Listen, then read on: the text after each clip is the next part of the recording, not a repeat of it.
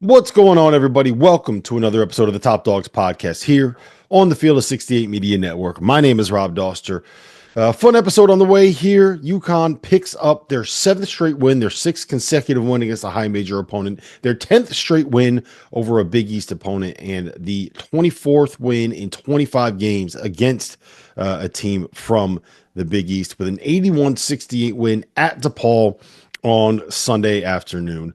It was comfortable, if not a little unsettling towards the end.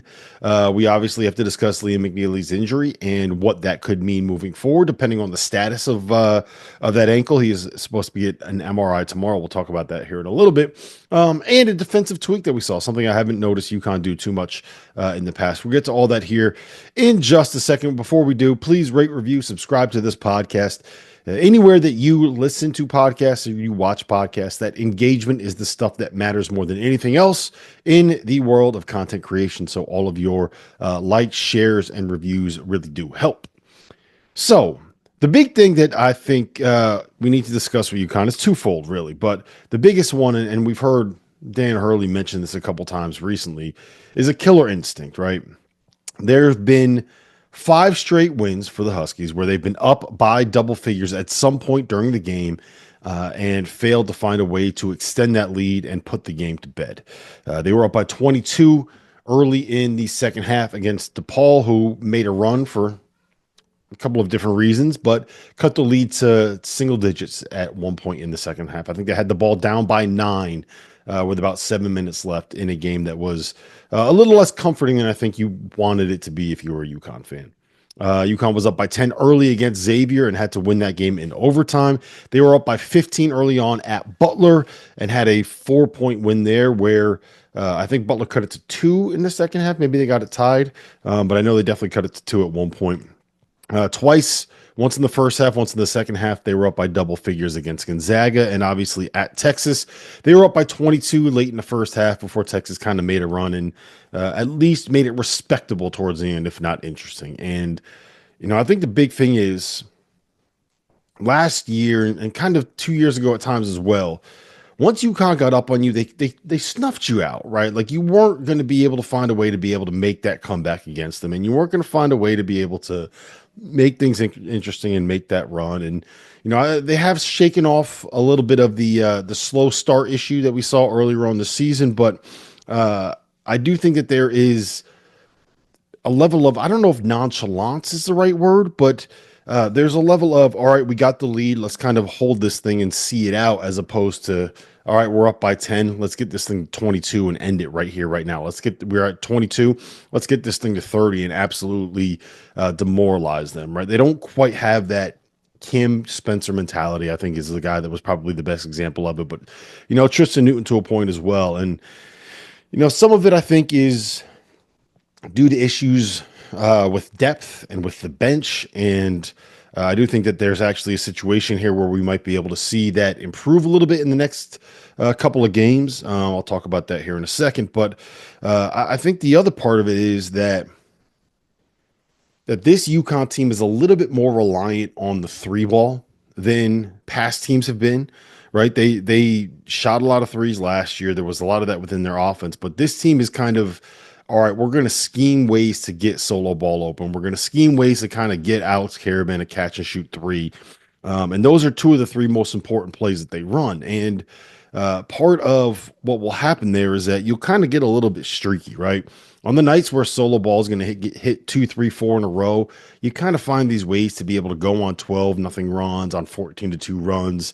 And that's good. That'll get you that lead, but you're not going to shoot 60% from 3 every game. You're not going to go, I think they were 14 for 27 from 3 today. That's not going to happen every single game. And there is a little bit of, I don't want to say randomness, but you kind of get a little bit more variance when you're relying on shooting a 3, right? Because it is something that is a little bit of a lower percentage shot, but you hit a couple more of them in a row, and all of a sudden, a 3 possession runs turns into a 9-0 run, and you can kind of put a game away. That's what we saw late in the first half when solo ball got hot. So I think that's part of what we're seeing here.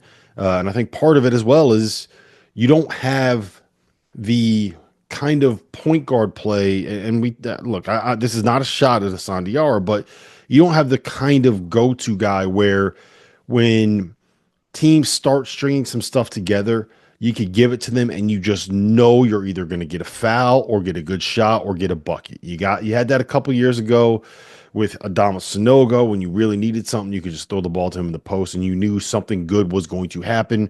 Last year, it was a little bit more Tristan Newton than anybody else, where at the end of a clock, if something wasn't really working, you can kind of put the ball in his hands and, he's either going to go draw a foul, get a layup, hit a three, whatever it is.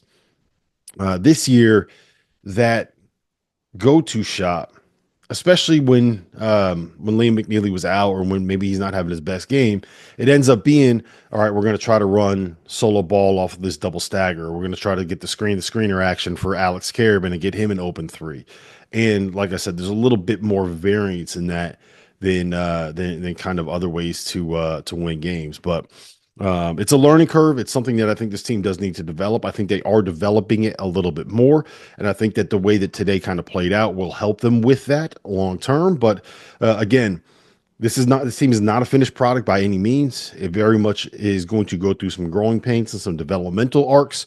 And I think we're seeing that a little bit with the way this kind of killer instinct is developing. And even before, we'll talk about McNeely's injury here in just 1 second, but even before he got hurt, there was a 22-point lead at one point. I think it was 43-22 at the half. That was down to 14, 7 minutes into the second half when McNeely went out. So let's start with that. Let's get to the McNeely injury thing. As of this recording I'm recording this on Wednesday evening on New Year's Day. We don't have any definitive updates on the seriousness of it.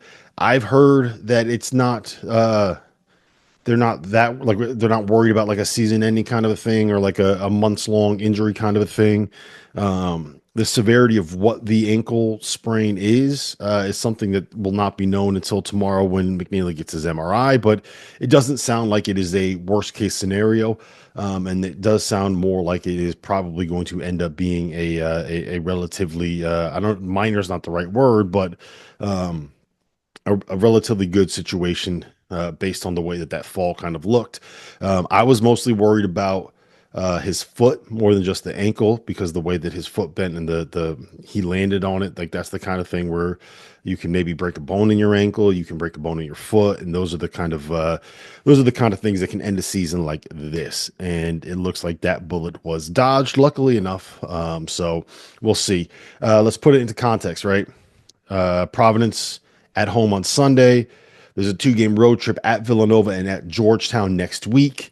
And then January 18th at home for Creighton is really the one that I think is the most important one, right? That's the one where you probably want to have Liam McNeely healthy for that one. So for the most part, in terms of what we saw from UConn today, it was more the same when he was out on the floor. What I think was the most interesting part of this and where I really want to kind of dive into and get into the nitty gritty a little bit was what happened after Liam got hurt and after Hassan Diarra picked up his 4th foul, because I think that's really interesting, right? I think it was like 13 minutes left when McNeely went out with the injury. And then right around the 8-minute timeout is when Diarra went out with his 4 fouls, and Dan brought in Aiden Mahany and kind of let him run the show a bit, right? And kind of let him have a chance to play through some mistakes. He came in there when it was a 9-point lead. And it wasn't the best performance I've ever seen early on, right? I think that there was a couple turnovers from UConn trying to run offense. It wasn't necessarily Aiden's fault, but it was while UConn was running offense, they were kicking it around. You saw fast breaks the other way. You saw wide open layups.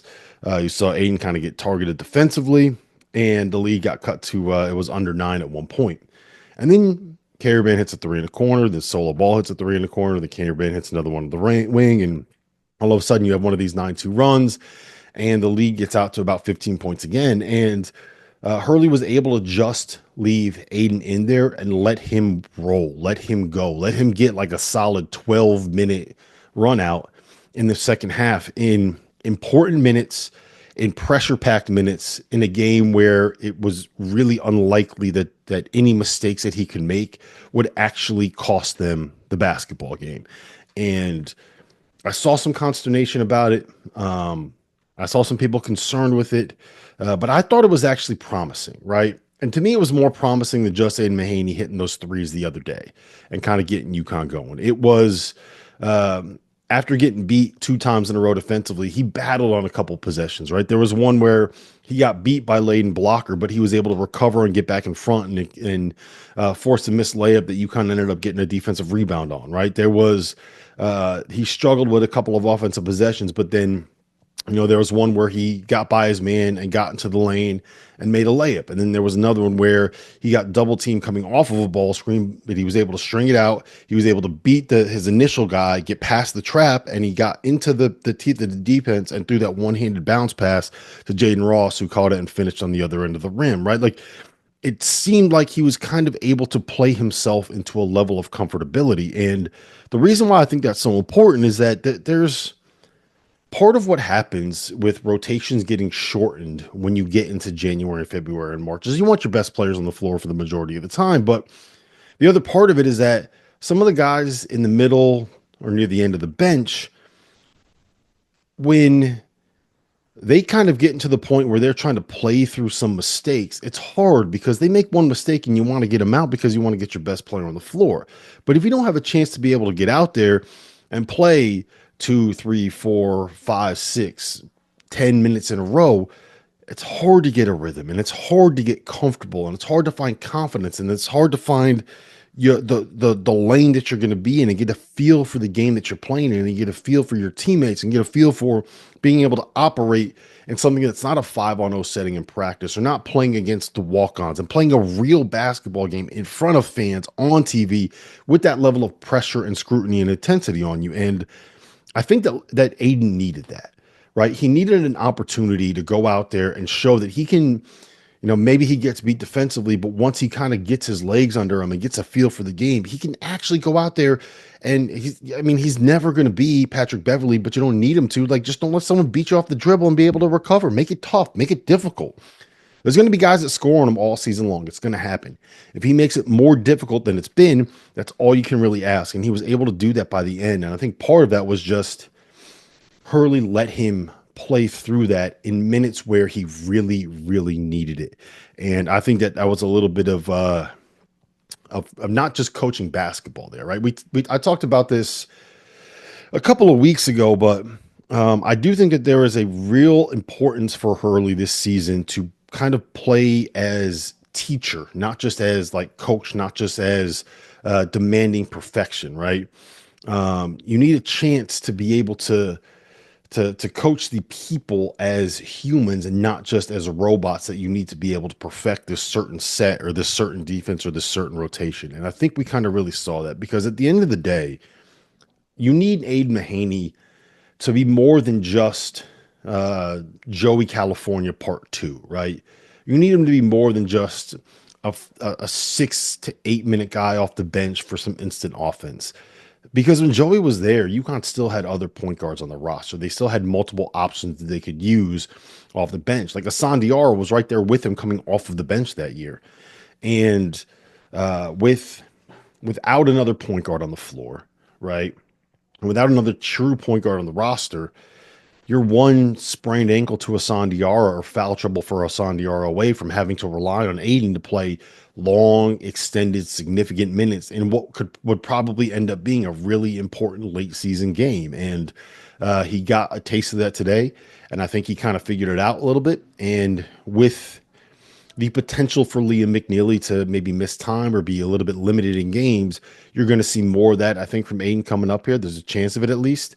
And I really do think that relying on him to do more of that is going to be something that will be really, really important for UConn moving forward if he can get the confidence to start doing it. If you haven't heard by now, we have partnered with BetMGM Sportsbook. We're going to be using BetMGM lines to make all of our picks, and we'll have special offers for the listeners and the viewers of the Field of 68 throughout the year. If you haven't signed up for BetMGM yet, you can use bonus code FIELD, and you will get up to a $1,500 first bet offer on your first wager with BetMGM. The best part, all you need to do is deposit and bet $10 of your own hard-earned money to be eligible. Here's how you make it work.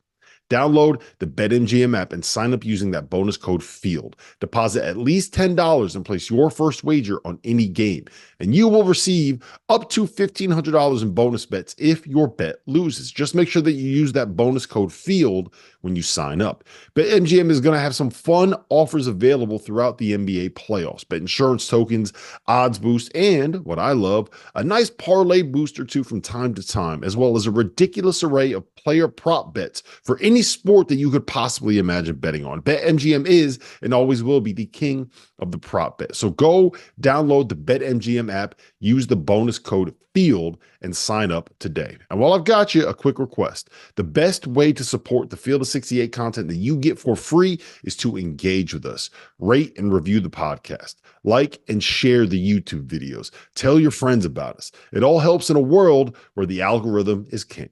And now, back to the show. Now that the college basketball season is in full swing, you need to make sure that you have access to the best betting tool on the market, the Rhythm app. Spelled RITHMM, is a data-backed app that uses AI and analytics to identify inefficiencies in betting lines and the player prop market that will allow you, the user, to profit.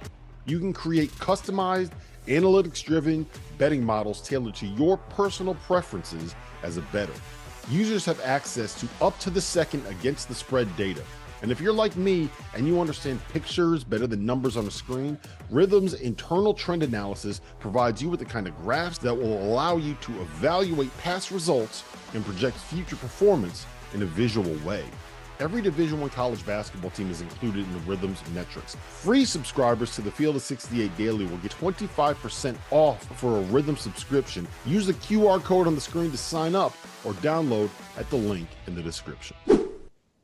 Even more importantly, however, I think is the minutes this might be able to provide for Jaden Ross, right? It's not a secret here. UConn's not a good defensive team, right? I think they have a chance to be able to get to the point where they're good enough, but they're never going to be what they were last year. They're never going to be what like a Tennessee is this season. They're never going to be a top 10, top 15 kind of a defense this year for a number of different reasons, but not the least of which is they're just not a team with a lot of great defenders. They got a couple guys that are pretty good. They don't have a ton of like size in the backcourt. It just we've gone over that ground. I don't need to recover it, but I do think that Jaden Ross is the guy that has the skill set and the physical tools to be their defensive stopper, to be their shutdown guy, to be someone that you can give 20 minutes to, basically doing what he was doing against Gonzaga, where in crunch time minutes, they had him guard Ryan Nembhard 94 feet, and they've used him in different times as the guy that gets put on the most athletic driver and the best scorer on the other team. They just kind of leave him on an island and hope that the best comes of it. And sometimes it worked out well. Like there were a couple possessions today. There was one stretch in the second half where he actually lost his man defensively. There's a backdoor pass, and he's able to recover, come out of nowhere, pin a shot off the backboard. He had to finish at the rim off that pass from Aiden. There was a play in transition, and then again, he stays in front of a guy and blocks another shot from Layden Blocker at the rim. And that's what he can be. And with Liam out, there's going to be a priority on him getting more minutes on the wing. And I think at the end of the day, he has to be a 20-minute-a-game guy. I think if UConn's going to hit their ceiling, like if we're talking about real national championship contender, he needs to be a 20-minute-a-game guy as a defensive stopper. I do think I'm not saying that he can't be a 3-and-D guy. I still believe that's certainly within the range of outcomes of his career, but I think that's more of a long-term projection still at this point than it is something where you can hope he can get it done and be a 3-and-D guy in March. I think that the stroke is there. I don't know if the confidence is there for him to be the shooter that needs to be, but getting the chance to be able to play if Liam is out will make a difference for Jaden Ross and hopefully Jaden Stewart too. Like Jalen he hasn't scored in 2 games. He just had 2 points against Xavier. He was good against Xavier. He wasn't as good the last 2 games. He's another guy they got to find a way to be able to get right because he has more offensive upside than Ross does. I think he's less of a defensive liability than Aiden Mahany is, and he's kind of lost in the shuffle a little bit right now. But I mean, look, if you took Stewie's offense and Jaden's defense and put them into one player, you got an NBA guy right there. So got to get that guy going too. Two players that I think are going to get more minutes if McNeely is out. Be nice to see them reward that trust a little bit. And also, like, I'm just going to throw it out there. Solo Ball might be the best shooter in college basketball this season. He's been unbelievable. He was unbelievable today, 7 of 9 from three. I had a text from our guy, Mike LaTulip, on the field at 68 while that game was going on. And he quite literally said, I know I have, but I cannot remember seeing Solo Ball miss a shot. He was on fire today, and it's fun to watch when he really gets going. Once he kind of figures out the positioning and the angles and all that stuff defensively, like, the guy is a freaking lottery pick, man. He is so talented. 6'10" wingspan, as athletic as he is, the way he can shoot. Yeah, he's a stud. I thought the first half was overall UConn's best defensive performance of the season. I know it's DePaul, whatever. They really snuffed out what DePaul wanted to do, and I thought it was a really smart game plan from Hurley. I mean, you give them 11 days to prepare for DePaul, then that's going to be what you end up getting. The tweak that I mentioned earlier that I thought was worth discussing was that they switched a lot of, not every single one. I don't know if the game plan was to do every single one, but they switched a lot of exchanges 1 through 4 and a lot of ball screens and off ball screens 1 through 4. They really extended defensively. They ran They ran DePaul off the 3-point line. And it worked because a lot of what DePaul wants to do is kind of run their offensive sets, run some stuff to be able to create open threes and open looks on the perimeter, and rely on their offense and their sets to be able to create open looks for themselves, right? They're not a team with a ton of great one-on-one players, and so I'll be very curious. We'll find out on Sunday. I'll be very curious if that was a game plan specific thing, or if this switching is something that UConn will take a little bit more advantage of. Because the one thing that it takes you out of the sets, and it takes you out of your offense. It puts a little bit more priority on one-on-one defense. And then I don't know if that necessarily plays into UConn's strengths, but maybe it's something that Hurley is seeing. And maybe he's saying, if we do this, we'll have more opportunities where someone like Liam McNeely or Alex Karaman ends up on the ball defending on the perimeter than a Solo Ball or an Aiden Mahany. And that's kind of what their game plan ends up being. I don't know. We'll see. I want to see, before I kind of go too deep on it, I want to see if they do the same thing against Providence on Sunday, or if this was just a game plan specific thing for how that kind of played out. So the Providence matchup is an interesting one. Obviously, it's the rivalry game. Providence is in a bad way. They've lost 3 in a row. They've lost 7 out of 9. They've won 1 game against a high major opponent this season. That was at home against BYU with Bryce Hopkins playing. Bryce has only played 3 games this season. He did not play in the drubbing that they took at home on New Year's Eve by Marquette. They lost by 28. He did not play in the home loss to St. John's when Providence was up. I think they were up like 16 in the first half and blew that lead and lost on a game winner from Zuby Ejiofor. Really bad spot for Kim English to be in right now. They just, this Providence, they just don't look like they are together. It doesn't look like this is a team that is kind of bought into whatever he's selling, and we'll see if that ends up flipping things around. But Providence has won 1 game away from home this season, and that was at DePaul in overtime in the first game of the Big East season. Look, it's really disappointing when you have a buzzer-beating loss and you get 11 days off and 11 days to prepare for a team like Marquette at home on New Year's Eve in front of what you have to know is going to be an absolutely insane environment at the Dunk, and get beat by 28 at home. That's something that can't happen. And now you got to go on the road to Gamble Pavilion on Big NBC on a Sunday to take on a UConn team that's figured this thing out. This could be a tough spot for the Friars and a tough spot for Kim English. So we'll see how that all kind of plays out. Providence does do things a little bit differently than DePaul does. They're much more one-on-one and less reliant on kind of running pace and space and elaborate offenses sets and all that. So I don't know if the switching 1 through 4 will necessarily be the best option, but we'll see if that's what Hurley decides to do. And if he does, if we do see that same kind of defense on Sunday, on Sunday night's on Sunday night's episode of Top Dogs, I'll take a longer look into why they're doing it and what kind of impact that's actually having. But listen, Happy New Year to everybody that has been listening to Top Dogs. Happy New Year to everyone that listens to Field of 68. I still haven't really wrapped my mind around why this thing is taking off the way that it's taking off, but I'm very thankful for the people that listen, for the people that engage, for the people that follow, for the people that consume the content that we create here. And it's fun, man.